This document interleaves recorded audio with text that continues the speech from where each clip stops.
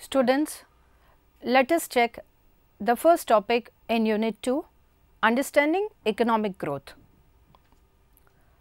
To introduce the topic, let us understand growth for a nation is measured as the growth of GDP or per capita GDP.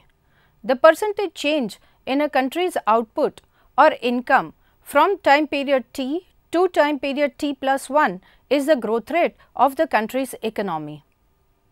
If GDP is an indicator of economic growth, then are the countries with high growth rate of GDP richer or more developed? And are countries with lower growth rate of GDP poorer or less developed? The answer is not easy. GDP growth rate increases as a possibility of economic development and welfare.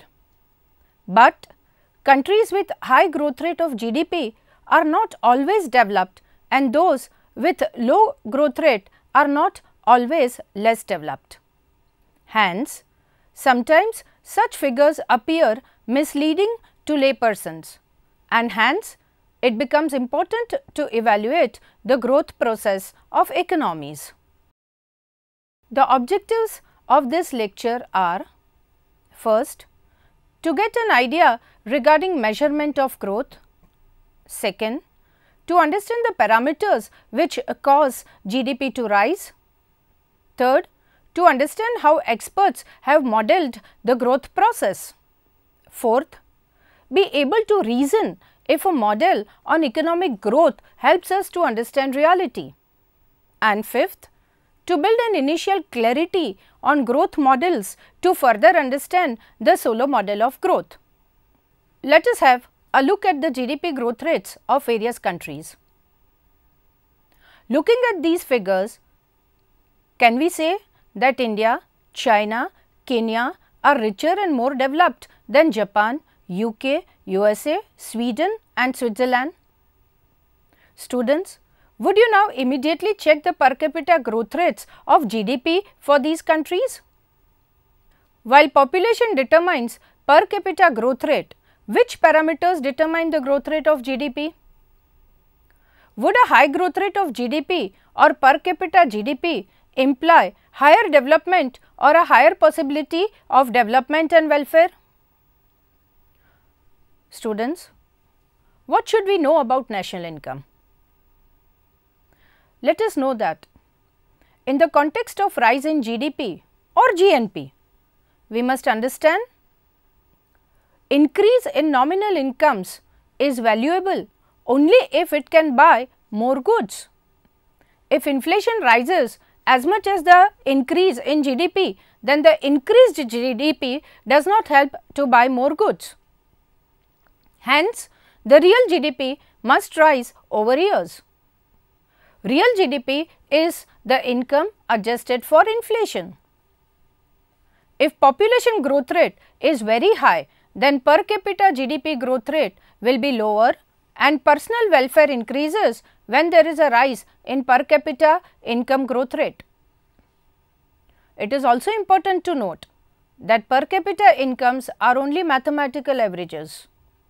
The real distribution of incomes may be highly inequitable, and a significant proportion of the population may be earning much lower than the average per capita income, while a few people may be earning much higher than the average per capita income. For welfare of societies, growth must occur continuously for a long period of time. The sources of income, that is, the types of activities from which incomes are earned, determines the growth of employment over a long period of time, and employment over a long period of time determines savings and capital formation, and savings and capital formation determine further growth. We may thus wonder as to how we can understand economic growth. Several economists have presented models to show how certain parameters are instrumental in attaining growth. Most experts believe that savings, capital formation and population growth have a strong bearing on economic growth. However, the role of these parameters differs in each model. In order to understand the role of savings and capital formation, we must understand the Harrod-Domer model. After grasping this model, the long-term growth model presented by Solow will be easy to understand. The Harrod-Domer model. This model of growth emerged from the works of Roy Harrod in 1939 and Domer in 1946. According to this model, growth occurs when people abstain from current consumption and save. The savings result in investments in capital. With increase in stock of capital, output rises. In the circular flow model of national income, production is done by firms by employing households. In return of their work, the households earn incomes from the firms, which they spend to buy the goods produced by the firms. However, households do not spend the entire income on consumption. They may save some income which they invest. In other words, they buy capital goods. In current times, investment may be made in physical capital or in human capital. Let us explain the Harrod-Domer model with some equations. If capital Y denotes total output, capital C denotes consumption, capital S denotes total savings and T denotes time period, then YT is equal to CT plus ST. This identity implies that at any given time period, output produced is equal to consumption goods plus investment goods, or income earned is spent on consumption and savings are then used for investment. Now, we can also write YT is equal to CT plus IT, where IT is the investment in time period T. We must note here that ST is equal to IT is a macroeconomic identity and therefore, we can use IT in place of ST. Now, investment has two effects on capital. A, it augments the stock of capital denoted by K. B, some of the new capital replaces the depreciated old capital. Let us remember now that capital assets, which in a way are factors of production, can be used in the process of production and income generation for a long period of time. But as they are used, they depreciate. In other words, their capacity to generate incomes reduces. Hence, a nation must keep on generating new capital in order to maintain and raise the GDP growth rate. If delta stands for depreciation, then K in time period T plus 1 is equal to 1 minus small delta into capital in time period T plus IT, or K in time period T plus 1 is equal to 1 minus delta KT plus ST. Let us understand this equation.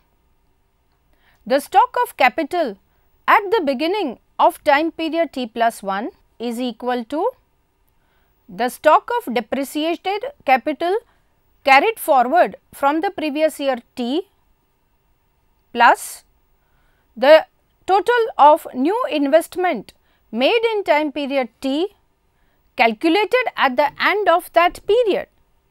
This investment adds to the stock of capital in the beginning of time period T plus 1.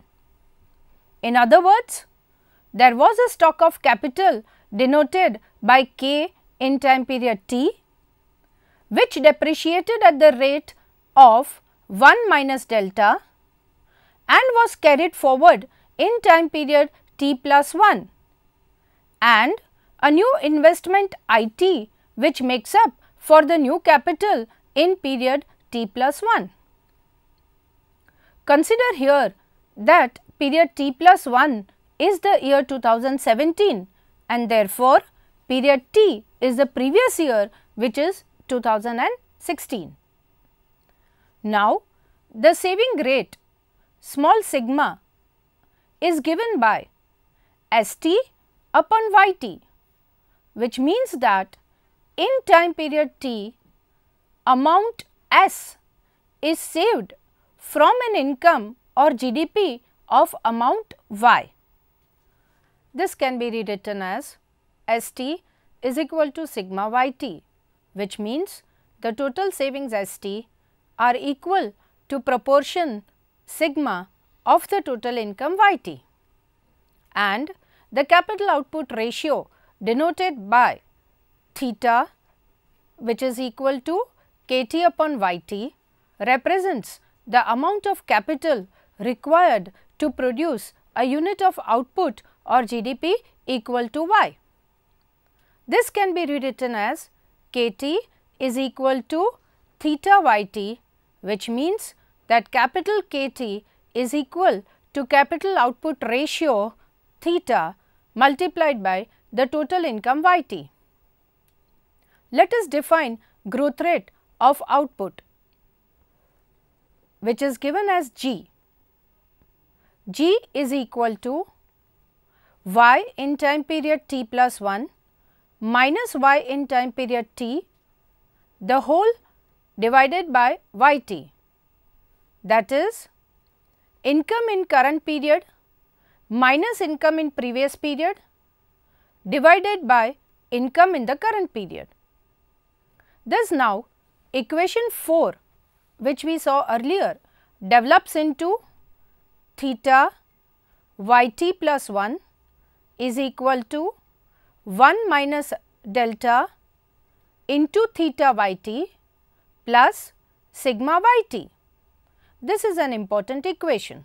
This means that the growth of income at a given capital output ratio in time period T plus 1 is equal to the capital formation from income in time T discounted at the rate of depreciation plus the savings generated from income in time period T, and this translates into Y T plus 1 minus YT upon YT, which is equal to sigma upon theta minus delta.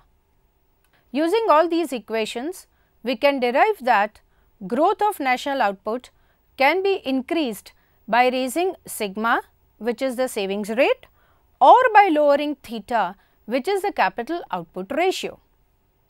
A higher sigma means that a nation saves more and savings translate into investments according to the macroeconomic balance given by S is equal to I. Higher investment means more capital formation, and more capital formation means greater output. A lower theta means that lesser capital is required to produce a unit of output, and so more output can be generated by the existing stock of capital. Now, equation 7 can be shown as sigma upon theta is equal to G plus delta. Dear students, we must think a little here as to how do we increase our savings. If we consume very less of what we produce in order to increase savings, what happens to the unconsumed goods which we have produced? Is there a right balance between consumption and savings? Can we recollect from the topic on national income that a country produces consumer goods as well as producers goods? Consumers goods are consumed and producers goods are used for investment. So, can we say that savings go into purchase of producers goods? What kind of investments must a country make to increase the growth rate? This model considers growth of GNP as an indicator of growth. However, GNP per capita is considered to be a better indicator of growth than gross GNP. Thus, if population is introduced in the Harrod model, we may derive equation 6 as theta into gamma t plus 1 into pt plus 1 upon pt, which is equal to 1 minus delta into theta gamma t plus sigma gamma t, where gamma is given as yt upon pt, which is nothing but the per capita income. If we divide equation 9 throughout by theta gamma t, we obtain gamma t plus 1 upon yt into p t plus 1 upon pt, which is equal to 1 minus delta into sigma upon theta.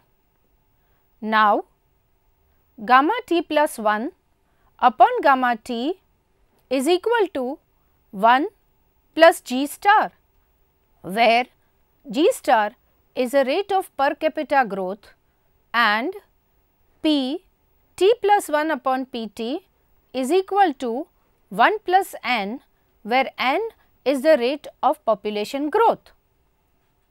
Thus, sigma upon theta is equal to 1 plus g star into 1 plus n minus 1 minus delta. Let us evaluate the practical applicability of this model for developing countries. High marginal propensity to consume and a low marginal propensity to save. Dear friends, many developing countries have a high marginal propensity to consume and a low marginal propensity to save. That is, they can generate very small proportion of additional savings from their additional incomes. This is because they have high population growth rates, high incidence of poverty, and thus all additional incomes are used up in absorbing the increasing population or in eradication of poverty. Can this mean that rich people or rich nations always save more? There might be a possibility that the richest nations may feel that they are already on a higher level of economic well-being than most others, and hence they may be more attracted towards consuming a very high proportion of their new incomes rather than in accumulating more wealth. In this sense, even the rich nations save lesser. It might be possible that the middle class people and the middle class nations save more than the very poor or the very rich. Harrod does not explain this kind of endogeneity of savings. In other words, this does not explain why growth rates systematically differ at different levels of incomes, and hence this is a model of neutral theory of economic growth. The macroeconomic balance S is equal to I can be attained only if financial systems are well established, and if all savings from the savers class are passed on to the investors class. Savers and investors are two distinct classes in an economy, which we must remember. Any amount of idle savings, unaccounted money, inadequate banking and financial services, etc., create lags in this macroeconomic balance. A third practical difficulty is that if there is immense increase in savings, then it is implied that incomes are also higher. This does not necessarily imply a very high growth rate, as new employment must be created to increase growth. Countries which have reached very high income levels have reached near full employment levels. Hence, further higher incomes cannot fuel very high growth rate. Here, students can view the growth rates of national income for the developed countries. The fourth difficulty is that if a country attains reasonable savings growth rate and also invests these savings in physical capital, but the productivity of labor is low owing to the poor state of health and education, then mere increase in physical capital will not push up the growth rate to desired level. Hence, remember we studied in earlier lectures that development of human capital is important to achieve economic growth. Fifth, in modern times, production is also a function of technology, research and creation of new ideas. Hence, along with investment in physical capital and investment in health and education, technological upgradation must take place and protection of intellectual property must be ensured. Sixth, several times developing countries borrow from abroad to bridge the gap between savings and investment. This creates a debt burden and a large proportion of increased incomes in the subsequent periods are spent in paying off the debt and thus growth suffers. If external debt is incurred for creation of infrastructure, etc., then it helps in increasing future incomes. But if debt is created owing to unproductive expenses, the future income generation will be lower and debt burdens will appear more difficult to manage. Seventh, for agrarian economies, public investment in agricultural sector helps in reduction of rural poverty as well as in increasing growth. Hence, it is important that these countries make the right kind of investment.